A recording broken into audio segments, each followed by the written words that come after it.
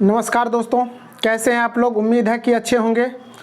आज का class 10th के फिजिक्स साइंस में फिजिक्स के क्लास तीसरा होगा आज। तो हम पिछले वीडियो में जहां तक देखे थे आज उससे हम आगे देखेंगे। तो अगला टॉपिक क्या होता है वही है, अगला टॉपिक को देख लेते हैं। तो देखिए अगला है, पिछले वीडियो में जहां तक देखे थे उससे हम आगे देख लेते हैं। तो समतल दर्पण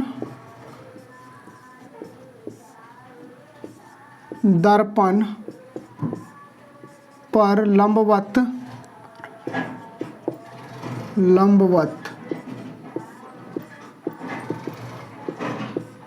पड़ने वाली, समतल दर्पण पर लंबवत पड़ने वाली प्रकाश के किरण का परावर्तन।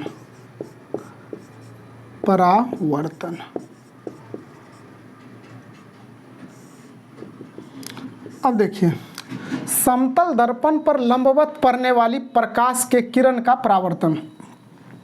तो एक समतल दर्पण हम ले लेते हैं इस तरह से। ये क्या ले लिए, समतल दर्पण। इसको नीचे से कलर कर लेते हैं, कलई जिसको बोला जाता है, कलई कर लिए हैं। अब कह रहा है समतल दर्पण पर लंबवत का मतलब होता है सीधा 90 डिग्री कोण बनाना। इस तरह से लंबवत पड़ रही है, सीधा पड़ रही है तो सीधा बना लेते, एकदम सीधा। तो सीधा पड़ रही है, ये आने वाली किरण है। तो कह रहे ये लंबवत पड़ने वाली किरण, प्रकाश के किरण का परावर्तन कैसा होगा। तो देखिए, समतल दर्पण पर लंबवत पड़ने वाली प्रकाश के किरण का परावर्तन उसी पथ में वापस लौट जाएगी। क्या हो जाएगा, उसी पथ में, मतलब लंबवत ही होगा तो इसी पथ में वापस लौट जाएगी। अगर ये सीधा किरण आ रही है तो दर्पण से अगर टकराएगी तो परावर्तन इसका उसी पथ में हो जाएगा, ऊपर की ओर। तो समझ में आ गया। तो समतल दर्पण पर अगर लंबवत पड़ने वाली प्रकाश का किरण के परावर्तन कैसा होता है, उसी पथ में वापस हो जाता है।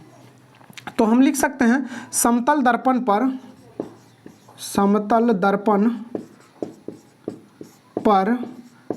लंबवत पड़ने वाली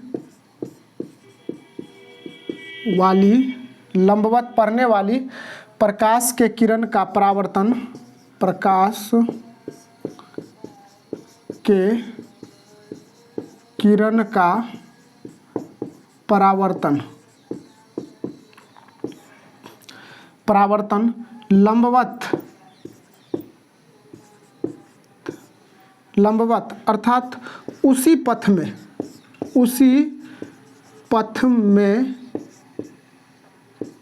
हो जाता है। समतल दर्पण पर लंबवत पड़ने वाली प्रकाश के किरण का परावर्तन लंबवत अर्थात उसी पथ में हो जाता है। तो लंबवत हो जाता है मतलब जिस पथ से प्रकाश लंबवत आ रही है उसी पथ में इसका रिफ्लेक्शन भी होगा। ये समझ में आ गया। अब इस टॉपिक से ऑब्जेक्टिव आपसे फाइनल में पूछेगा या किसी भी एग्जाम में पूछ सकता है। तो कई बार इससे पूछा गया है। क्या पूछा गया है तो देख लेते हैं। तो इसमें से एक क्वेश्चन पूछेगा कि जब प्रकाश की किरण समतल दर्पण पर लंबवत पड़ती है तब उसका आपतन कोण कितना डिग्री का होगा।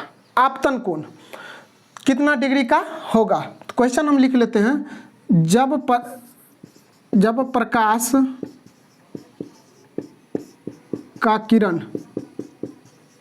जब प्रकाश का किरण समतल दर्पण पर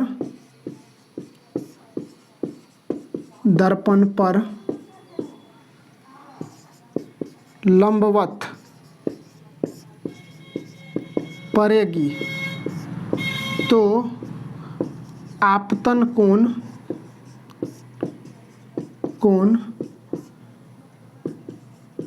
का मान क्या होगा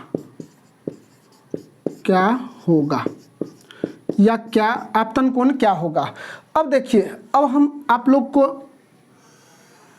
प्रकाश के परावर्तन में पढ़ाए थे, प्रकाश के परावर्तन के नियम में भी, एक आने वाली किरण आपतित किरण, ये कौन सा किरण? आपतित किरण, और टकरा करके वापस लौटती है ये परावर्तित किरण, और आपतन बिंदु पर जो ये लंब डालते हैं इसको बोलते हैं अभिलंब।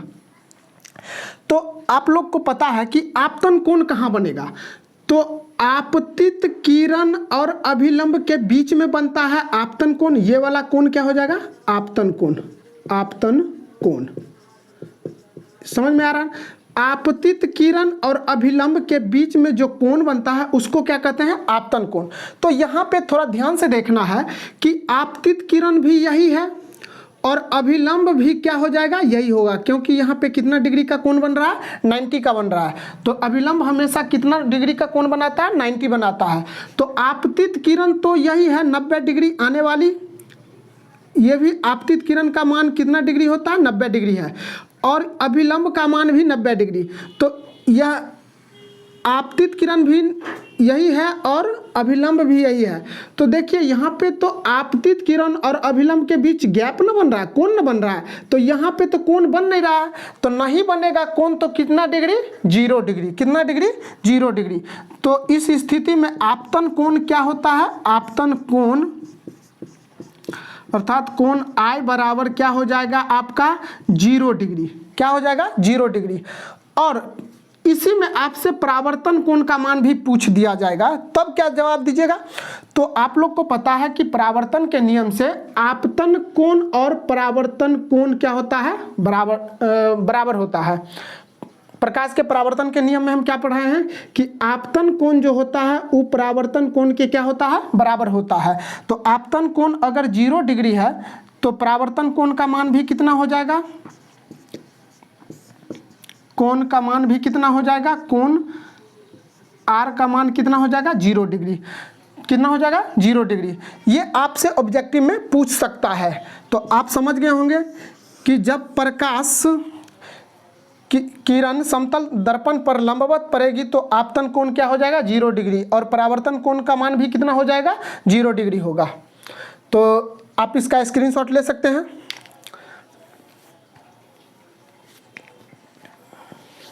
इसको अब हम मिटा लेते हैं।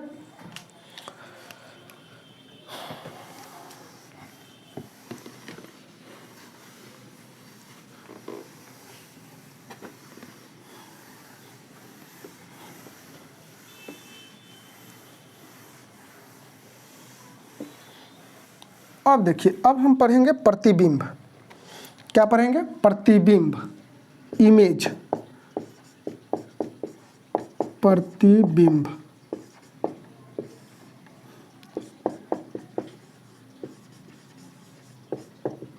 इमेज, प्रतिबिंब किसको कहते हैं?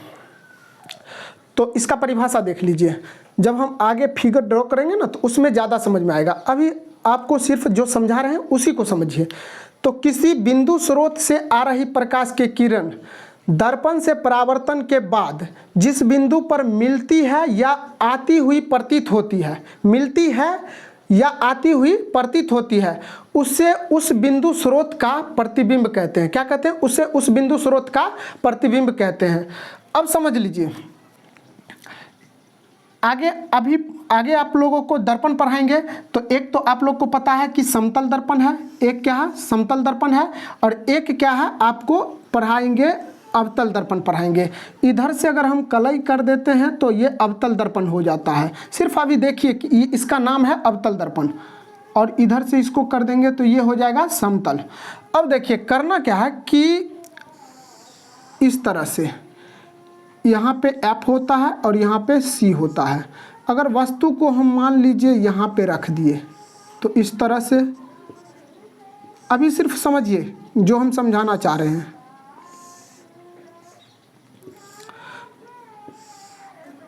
यहाँ पे, अब यहाँ पे एक वस्तु को रख लिए, एक वस्तु रख लिए ये समतल दर्पण में। अभी देखिए यहाँ पे जो वस्तु रखे हैं उसका इमेज ये वाला बना है। इमेज क्या बना है? ये बना है प्रतिबिंब। और यहाँ पे एक समतल दर्पण, ये अवतल दर्पण है, अवतल दर्पण, और ये है समतल दर्पण। अब देखिए इस वस्तु इस वस्तु का इसमें जो इमेज बनेगा, प्रतिबिंब बनेगा, वो दर्पण से पीछे बनेगा। दर्पण से क्या हो जाएगा? पीछे बनेगा। अब देखिए कैसे बनता है, अगला टॉपिक यही है, लेकिन यहाँ भी समझ लीजिए। तो इससे टकरा करके बहुत सारे किरण इधर उधर जाएगी, लेकिन हम सिर्फ 2 किरण को लेंगे। तो एक किरण सिर्फ ये इससे टकरा करके इस समतल दर्पण पर लंबवत पड़ेगी, तो इस तरह से आकर के रिटर्न भी हो जाएगा। और कुछ किरण जो है सो इस तरह से आएगी और टकरा करके इस तरह से निकलेगा, प्रकाश के परावर्तन के नियम का पालन करेगा इस तरह से। तो बहुत सारा किरण भी आ सकता है, हम एक ही किरण ले लिए हैं। अब क्या होता है, जब यह व्यक्ति या कोई वस्तु है, इस वस्तु को आईना में देखता है, शीशा में देखता है, तो उसको लगता है कि यहाँ एक बिंदु है, मतलब वस्तु है, जो वस्तु है उस वही वस्तु है।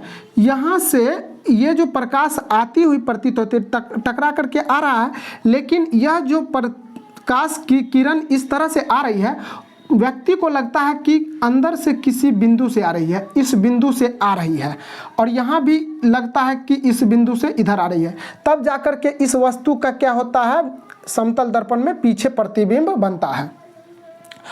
अब हम कहना क्या चाह रहे हैं कि जब वस्तु, अभी हम जब इसका परिभाषा बताएं कि किसी बिंदु स्रोत से आ रही प्रकाश की किरणें दर्पण से परावर्तन के बाद जिस बिंदु पर मिलती है, अर्थात वास्तव में मिलती है या आती हुई प्रतीत होती है, जब वास्तव में आकर के मिलती है, देखिए वास्तव में यहाँ आकर के मिल रहा है ना दोनों किरण, ये वाला भी और ये वाला भी, तो वास्तव में आकर मिलती है और काल्पनिक रूप से आकर के भी क्या होती है, मिलती है, मतलब कि आती हुई प्रतीत होती है। जब वास्तव में मिलेगी तो वास्तविक प्रतिबिंब बनेगा, और जब आती हुई प्रतीत होगी तो आभासी या काल्पनिक प्रतिबिंब बनेगा। तो अर्थात प्रतिबिंब का परिभाषा भी देख लिए, और प्रतिबिंब कितने प्रकार के होते हैं, तो 2 प्रकार के। एक होता है वास्तविक प्रतिबिंब, रियल इमेज, और एक होता है काल्पनिक या आभासी, काल्पनिक, जिसको हम आभासी भी बोलते हैं, प्रतिबिंब,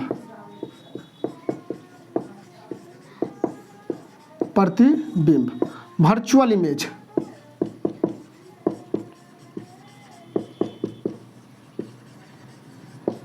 तो देखिए, अब वास्तविक प्रतिबिंब किसको कहते हैं, किसी बिंदु स्रोत से आ रही प्रकाश की किरणें दर्पण से परावर्तन के बाद, इसमें वास्तविक था। देखिए, किसी बिंदु स्रोत से आ रही प्रकाश की किरणें दर्पण से परावर्तन के बाद वास्तव में मिलती है। तो देखिए यहाँ पे ये वाला किरण और ये वाला किरण आकर के वास्तव में मिल रही है, वास्तव में मिलती है, तो उस बिंदु को, उस वस्तु का वास्तविक प्रतिबिंब कहते हैं। और किसी बिंदु स्रोत से आ रही प्रकाश की किरणें दर्पण से परावर्तन के बाद आती हुई प्रतीत होती है, ये किरण देखिए आती हुई यहाँ से प्रतीत होती है, तो इसको कहेंगे, इस बिंदु स्रोत को कहेंगे काल्पनिक प्रतिबिंब। इसको क्या कहेंगे, काल्पनिक प्रतिबिंब। ये समझ में आ गया होगा आप लोगों को। तो वास्तविक प्रतिबिंब और काल्पनिक प्रतिबिंब किसे कहते हैं, समझ गए होंगे। अब एक क्वेश्चन आपसे पूछा जाता है, इससे एक क्वेश्चन पूछा जाएगा। अब देखिए, इसको मिटा लेते हैं, आप लोग स्क्रीनशॉट लेते रहिएगा।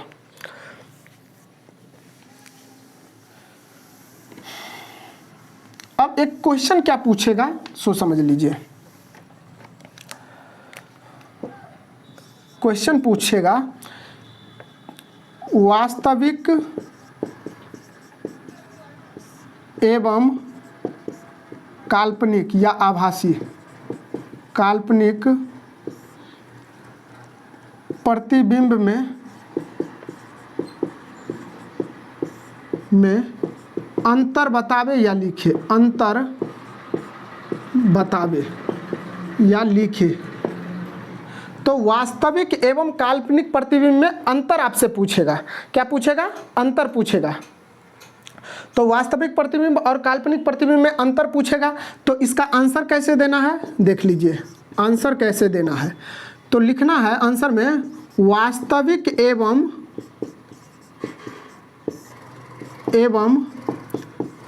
काल्पनिक लिख लेते हैं या आभासी, काल्पनिक,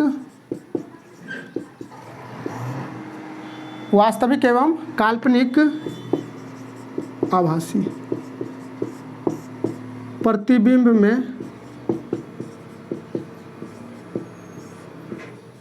में निम्नलिखित अंतर है, निम्नलिखित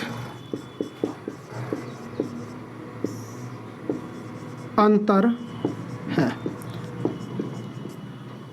तो कैसे लिखेंगे?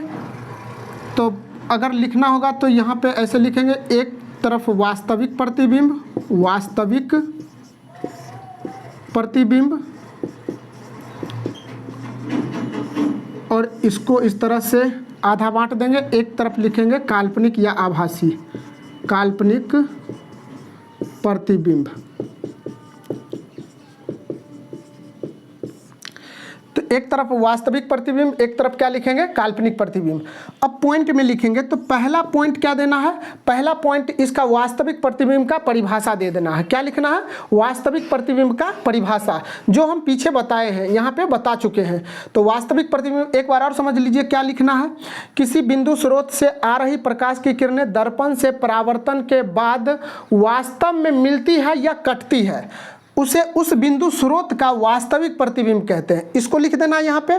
और काल्पनिक प्रतिबिंब में क्या लिखना है? पहला पॉइंट तो काल्पनिक या आभासी प्रतिबिंब का परिभाषा लिखना है। तो क्या लिखना है?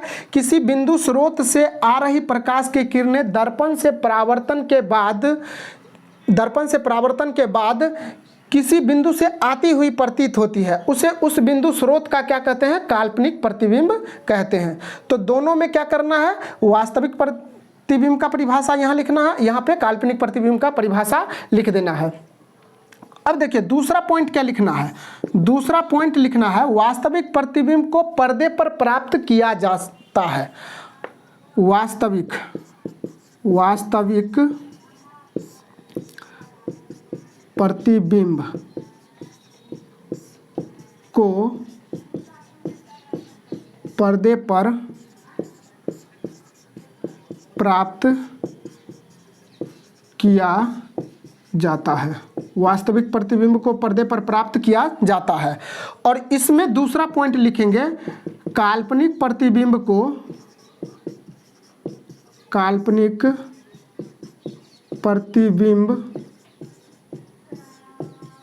को पर्दे पर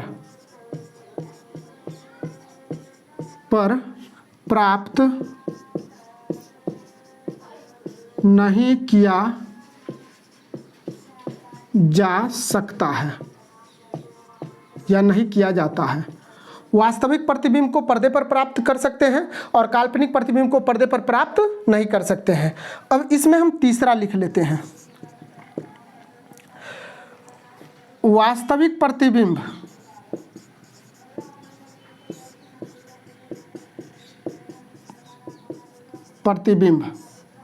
वस्तु के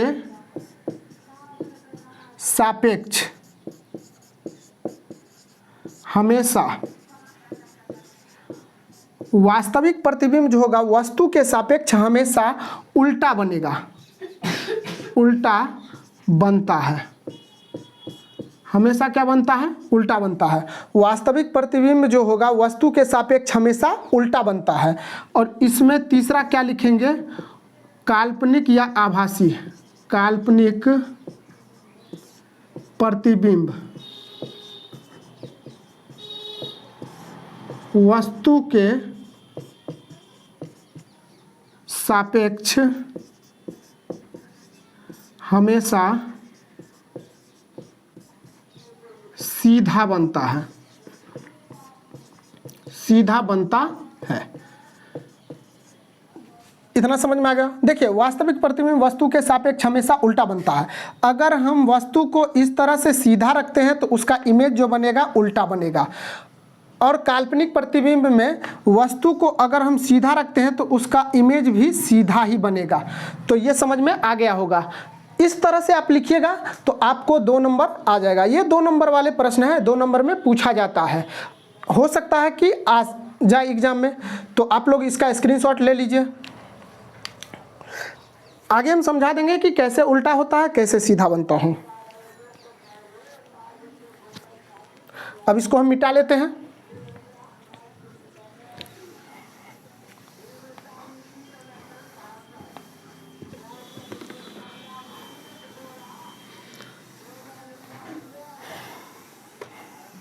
बस जो क्वेश्चन के रूप में लिख रहे हैं उस सबको तो याद करते ही जाइएगा।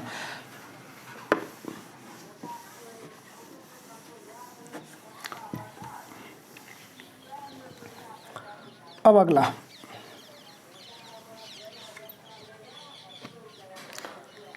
है समतल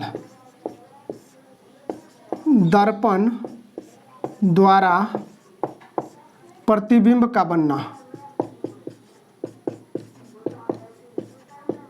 समतल दर्पण द्वारा प्रतिबिंब का बनना समतल दर्पण द्वारा प्रतिबिंब का बनना।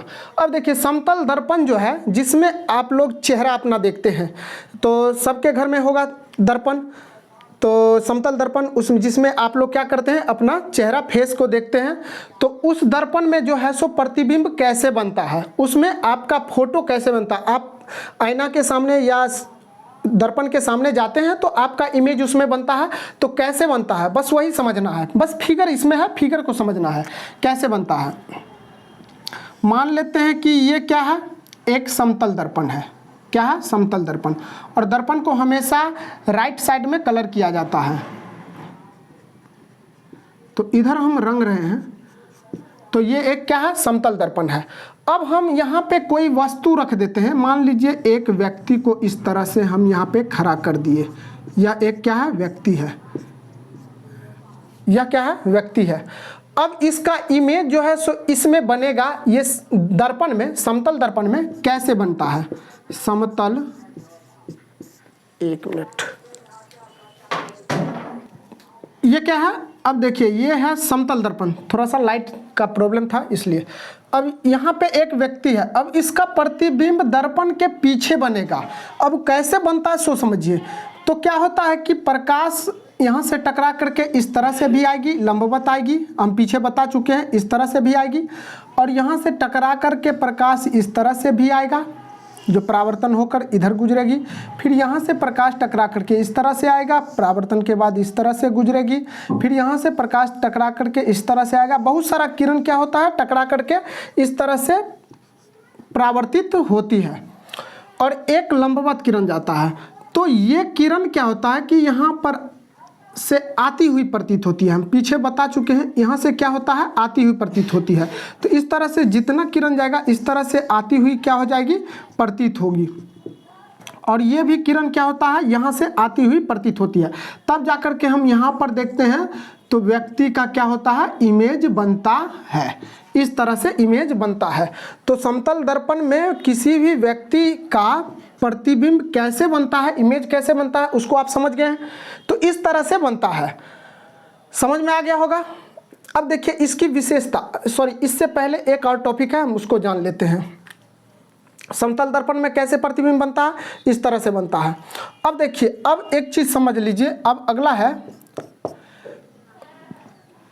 पार्श्व परिवर्तन। पार्श्व परिवर्तन, पार्श्व परिवर्तन क्या होता है।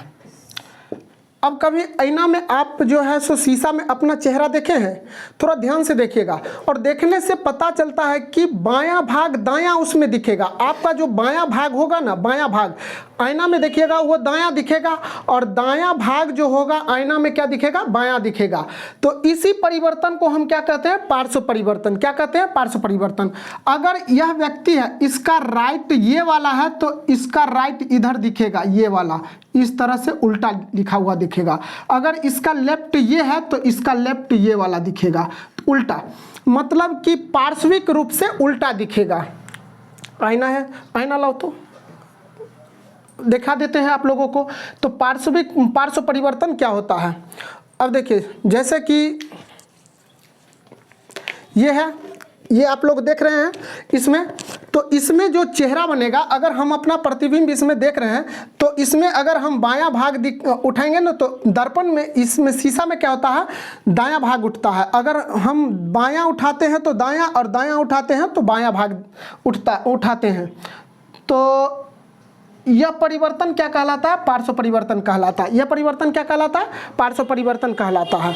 तो आप लोग भी अपने घर में आईना में थोड़ा ध्यान से देखिएगा, तो उसमें थोड़ा ध्यान से देखिएगा ना, तो बायां भाग दायां दिखेगा और दायां भाग बायां दिखेगा। तो इसी परिवर्तन को हम क्या कहते हैं, पार्श्व परिवर्तन। तो समझ में आ गया होगा पार्श्व परिवर्तन किसको कहते हैं।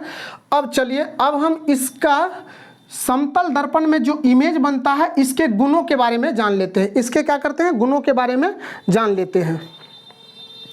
तो इसको हम मिटा लेते हैं, इसको मिटा लेते हैं।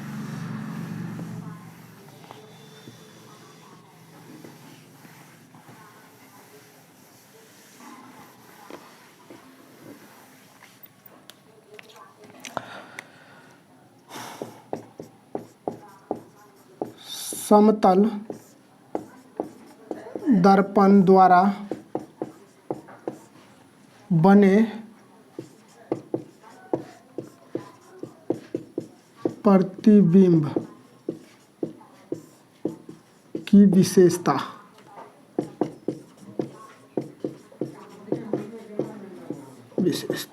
समतल दर्पण द्वारा बने प्रतिबिंब की विशेषता क्या होती है। अब देखिए, समतल दर्पण जो अभी हम आईना दिखाए हैं, तो ये वाला आईना, इसमें अगर इमेज बनता है तो इसमें क्या क्या विशेषता है, तो उसके बारे में हम अध्ययन करेंगे। तो सबसे पहले हम क्या देख लेते हैं, समतल दर्पण में प्रतिबिंब जो बनेगा, समतल दर्पण में, यहाँ पर लिख देंगे समतल दर्पण द्वारा बने प्रतिबिंब की निम्नलिखित विशेषता है, तब जाकर के पहला पॉइंट देंगे। समतल दर्पण में आभासी प्रतिबिंब अर्थात काल्पनिक प्रतिबिंब बनता है। काल्पनिक आभासी जिसको बोलते हैं प्रतिबिंब बनता है। समतल दर्पण में काल्पनिक प्रतिबिंब बनता है। समतल दर्पण में काल्पनिक अर्थात आभासी प्रतिबिंब एवं वस्तु के सापेक्ष सीधा बनता है। अब समझिए, समतल दर्पण में जो हमारा, जैसे कि हम समतल दर्पण में अपना चेहरा देखते हैं, वो जो चेहरा दर्पण के पीछे बनता है वो काल्पनिक रूप से बनता है। क्या बनता है, काल्पनिक बनता है। और वस्तु के सापेक्ष सीधा बनता है, मतलब जैसे हम सीधा खड़ा रहते हैं उसमें भी उसी तरह से सीधा खड़ा रहता है, सिर्फ पार्श्विक परिवर्तन होता है उसमें। तो सीधा खड़ा रहता है तो मतलब वस्तु के सापेक्ष जो प्रतिबिंब बनेगा वो क्या बनेगा, सीधा बनेगा।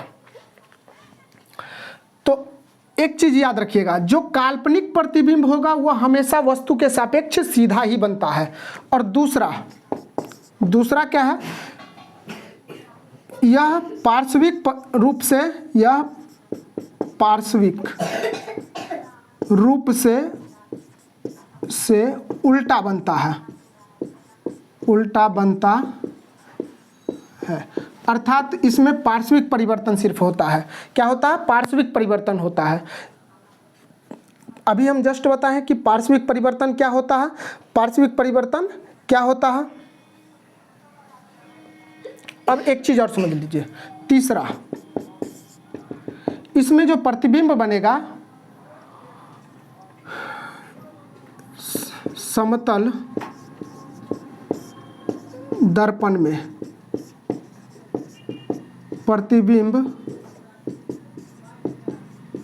समतल दर्पण में प्रतिबिंब दर्पण के पीछे बनता है। क्या बनता है, पीछे बनता है।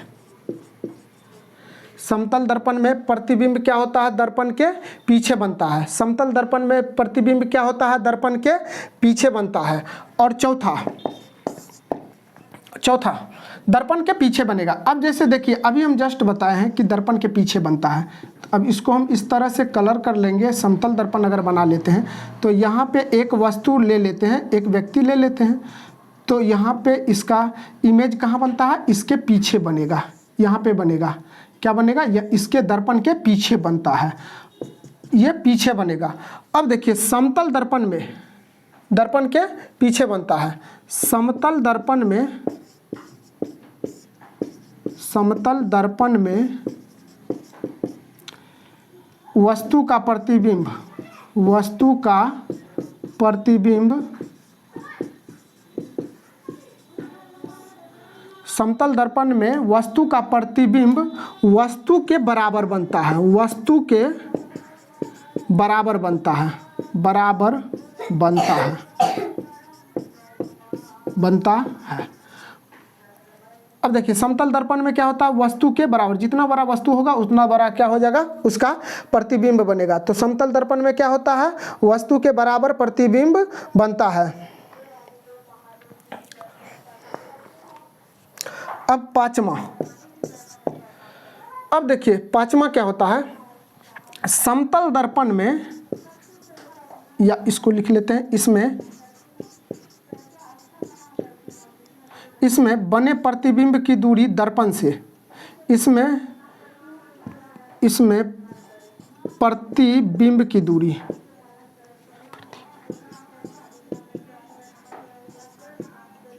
प्रतिबिंब, इसमें प्रतिबिंब की दूरी बराबर होती है वस्तु दूरी के, वस्तु दूरी। अब देखिए प्रतिबिंब दूरी क्या होती है, प्रतिबिंब दूरी, ये दर्पण है, ये एक क्या है, समतल दर्पण है, ये क्या है, एक समतल दर्पण है। और समतल दर्पण में जो है प्रतिबिंब जो इतना पीछे बनेगा, जितना दूरी पर पीछे बनेगा, तो वस्तु जितना दूरी पर रहेगा, वस्तु क्या होना चाहिए, वस्तु जितना दूरी पर आगे रहता है उतना ही दूरी पर इसका प्रतिबिंब पीछे बनेगा। अर्थात वस्तु दूरी जो होगी प्रतिबिंब दूरी के बराबर होगा। हम इधर पहले लिख लेते हैं वस्तु दूरी, ऐसे लिख लेते हैं, इसमें वस्तु दूरी की दूरी प्रतिबिंब दूरी के बराबर होता है, प्रतिबिंब दूरी के बराबर होता है। तो वस्तु जितना इसके आगे रहेगा, जितना आगे रहेगा प्रतिबिंब उतना ही दूरी पीछे बनेगा। तो अर्थात वस्तु दूरी जो होगा दर्पण से, प्रतिबिंब दूरी भी उतना ही होगा दर्पण से। तो आप इसका स्क्रीनशॉट ले सकते हैं, आप लोग ले लीजिए एक बार।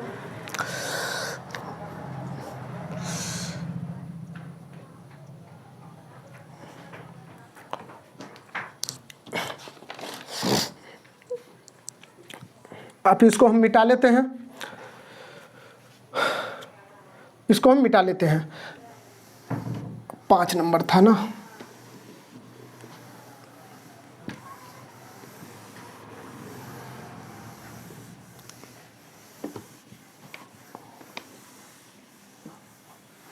अब देखिए 6 नंबर, थोड़ा इंक डाल लेते हैं।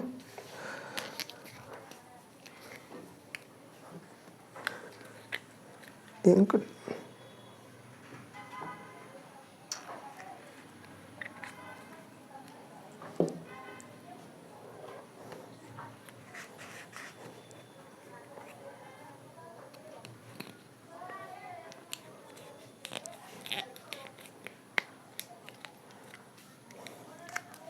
छठा, अब देखिए छठा क्या है, समतल दर्पण को थीटा कोण पर घुमाने पर, समतल दर्पण को थीटा कोण से घुमाने पर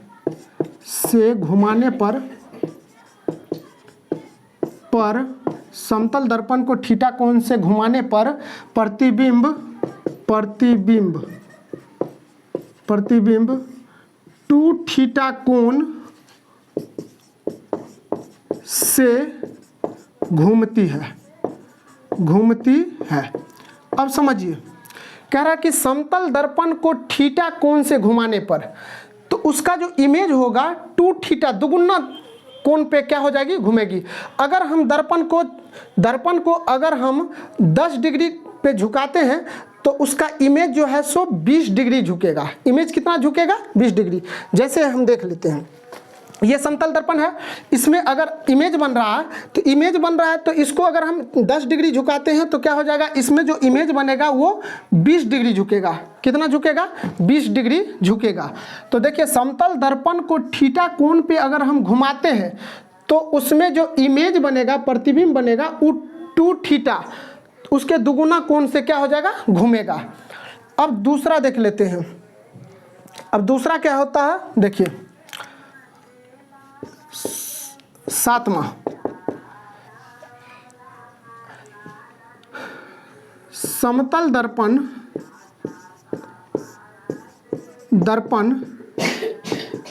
के सामने, समतल दर्पण के सामने कोई वस्तु भी चाल से, समतल दर्पण के सामने कोई वस्तु भी चाल से चलती है तो उसका इमेज, तो उसका प्रतिबिंब 2 भी चाल से चलेगी, चलेगी।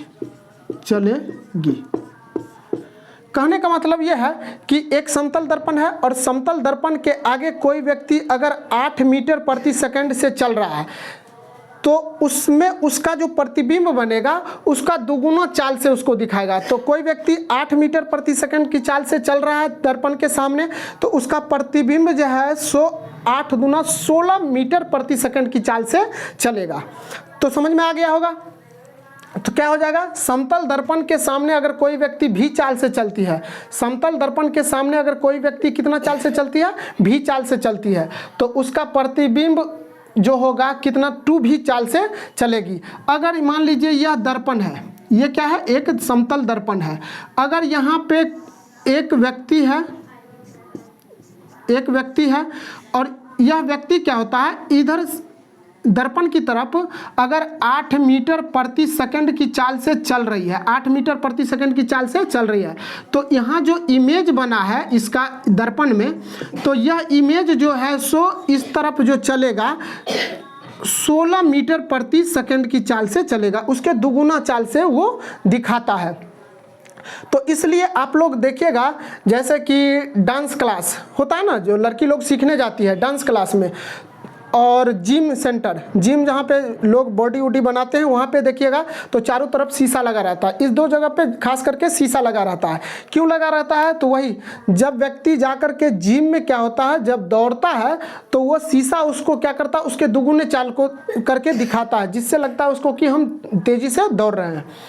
तो अब उसके बाद डांस क्लास में क्या होता है कि जब कोई व्यक्ति डांस करता है, लड़का हो या लड़की, तो वो जितना शरीर को अपने हिलाता है उसके दुगुना चाल से उसमें हिलाते हुए उस शरीर को दिखाता है, जिससे समझता है कि हम डांस सीख गए हैं, मतलब अच्छा कर लेते हैं।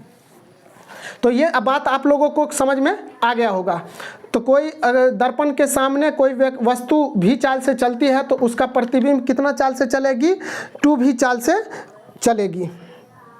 इस पे हम नॉमेरिकल भी बनाएंगे आगे, बस इसका हम प्रॉपर्टी गुण को क्या करते हैं, ख़त्म कर देते हैं, तब जाकर के हम आगे क्या करेंगे, इस पर बनाएंगे। अब देखिए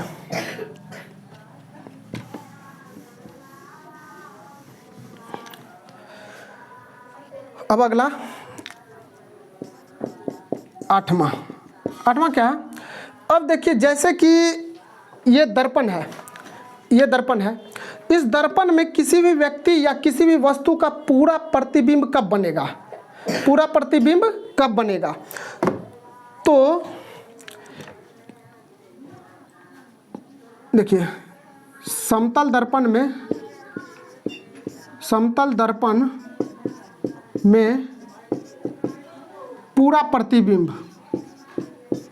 पूरा प्रतिबिंब बनने के लिए के लिए दर्पण, समतल दर्पण में पूरा प्रतिबिंब बनने के लिए दर्पण, जो समतल दर्पण होगा, वस्तु की लंबाई का आधा होना चाहिए। वस्तु की लंबाई का आधा होना चाहिए, आधा होना चाहिए, आधा होना चाहिए। कहने का मतलब यह है कि अगर कोई व्यक्ति इस दर्पण के सामने खड़ा है, इस दर्पण के सामने खड़ा है, तो इसका पूरा इमेज इधर कब बनेगा, इधर कब बनेगा? तो पूरा इमेज अगर बनाना होगा किसी भी चीज़ का, किसी भी वस्तु का, तो जितना वस्तु की लंबाई होगी, मान लीजिए यह व्यक्ति अगर 6 फुट का है, तो दर्पण जो होना चाहिए कितना होना चाहिए? 3 फुट का होना चाहिए। कम से कम कितना होना चाहिए? 3 फुट का। तब जाकर के इस व्यक्ति का पूरा इमेज बनेगा। अर्थात समतल दर्पण में पूरा प्रतिबिंब देखने के लिए वस्तु के लंबाई के आधा होना चाहिए दर्पण, आधा लंबाई का दर्पण होना चाहिए। तब जाकर के हम क्या करेंगे, उस दर्पण में उसका पूरा फिगर, हम पूरा फोटो देख सकते हैं। आप इसका स्क्रीनशॉट ले सकते हैं।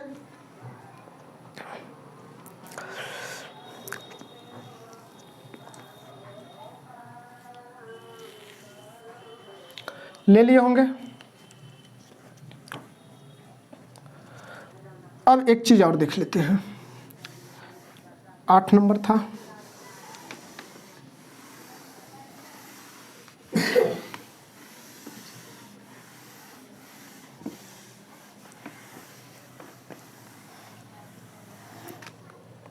अगला 9 नंबर। अब अगला है, अगला भी अच्छा है कि प्रतिबिंब में इमेज की संख्या क्या होगी। इमेज, प्रतिबिंब में अगर हम क्या करेंगे, इमेज बनाएंगे। जैसे कि समतल दर्पण में हम प्रतिबिंब की संख्या अगर निकालना होगा तो कैसे निकालेंगे? तो समतल दर्पण में, समतल दर्पण में प्रतिबिंब की संख्या, समतल दर्पण में प्रतिबिंब की संख्या क्या हो जाएगा? तो समतल दर्पण में प्रतिबिंब की संख्या होगा 360/थीटा। क्या हो जाएगा? 360/थीटा। ये कब होगा, ये कब लगाएंगे? इसको लगाना है जब विषम संख्या आए तब, मतलब विषम संख्या। अब देखिए समझिएगा, विषम संख्या और 360/थीटा माइनस 1 कब लगाना है? सम संख्या पर, जब सम संख्या हो तब। अब एक बार समझ लीजिए, एक क्वेश्चन हम ले लेते हैं। अगर समतल दर्पण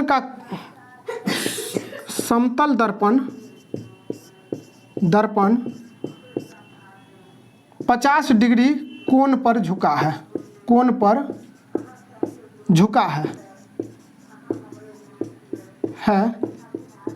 तो इसमें बने प्रतिबिंब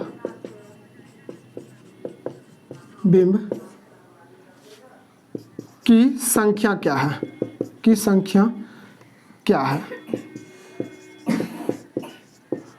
संख्या क्या है? अब देखिए समतल दर्पण जो है 50 डिग्री पे, सैलून में गए होंगे जहाँ पे लोग बाल बनवाते हैं, के दाढ़ी, तो दोनों तरफ से शीशा लगा रहता है।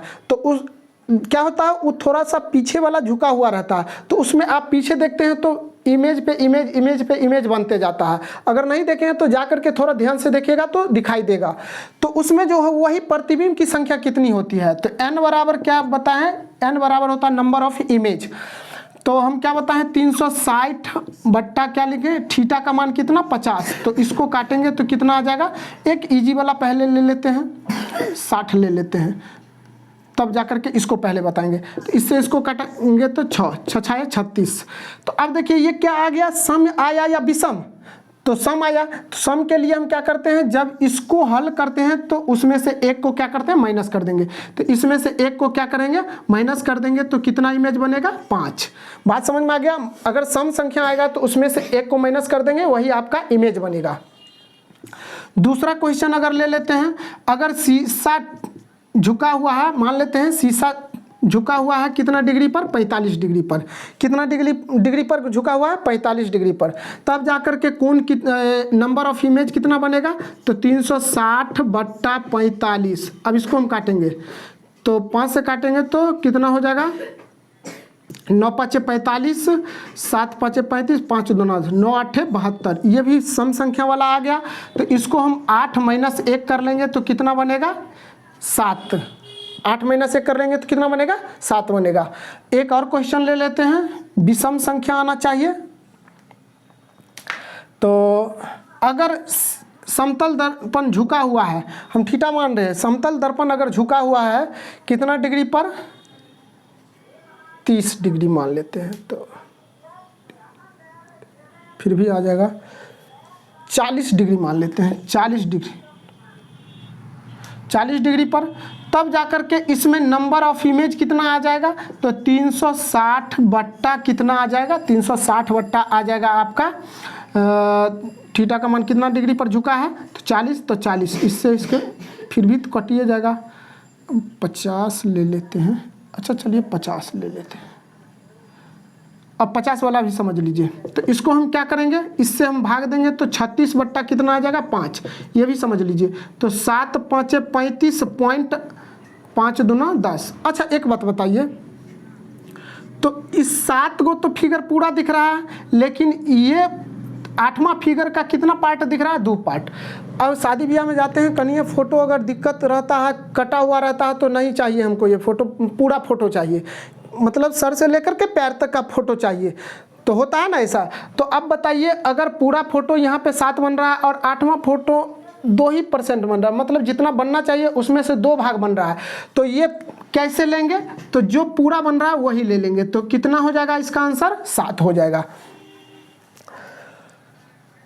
अब एक और देख लेते हैं विषम संख्या वाला। तो क्या ले लें, विषम आ जाएगा, देखते हैं बना करके। अच्छा एक बार 0 ले लेते हैं, थीटा का मान 0 डिग्री पर झुका हो। कितना डिग्री पर झुका हो, 0 डिग्री पर। तो 0 डिग्री पर होता है, तो बताइए, तो नंबर ऑफ इमेज तो 360 और बट्टा में कत्ते 0। ये कथी हो जाता है, अपरिभाषित, मतलब कि भाग लगबे नहीं करता है, तो ये खत्म, क्या हो जाएगा, खत्म। अब अगला क्वेश्चन देखते हैं। अब अगला क्वेश्चन, अब देखिए एक और क्वेश्चन हम ले, तब तक इसका स्क्रीनशॉट ले लीजिए। आप लोग भी भाग देते रहिएगा, जो अगर विषम आएगा तो उसको वैसे ही छोड़ देंगे, और जो सम आ गया तो उसमें से 1 घटा लेंगे। इस तरह से आप इसको हल कर सकते हैं। तो आप इसको हम मिटा लेते हैं। अब हम चलते हैं अगला प्रॉपर्टीज।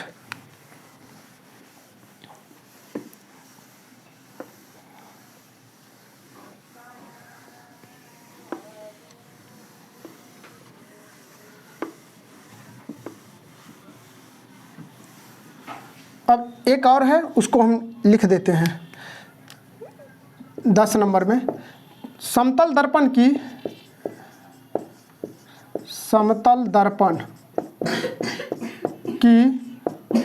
फोकस दूरी एवं वक्रता त्रिज्या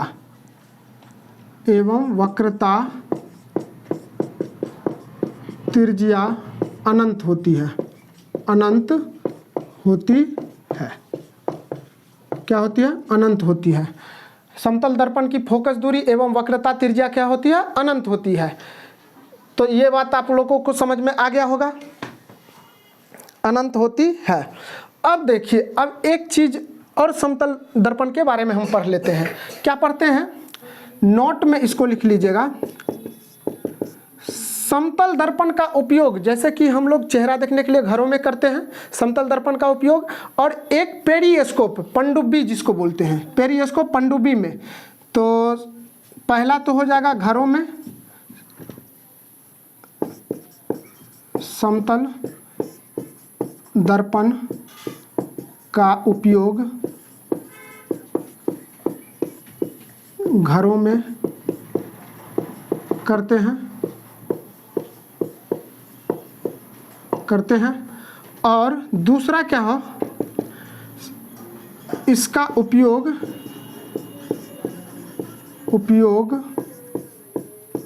पेरिस्कोप में किया जाता है। इसका उपयोग पेरिस्कोप में किया जाता है।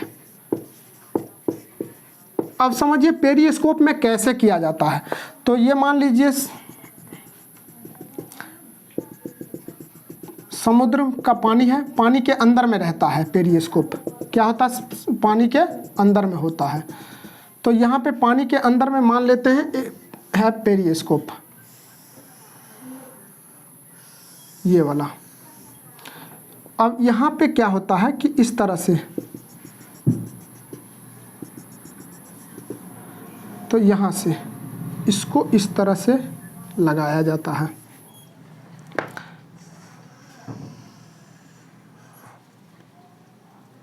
इस तरह से क्या किया जाता है? लगाया जाता है।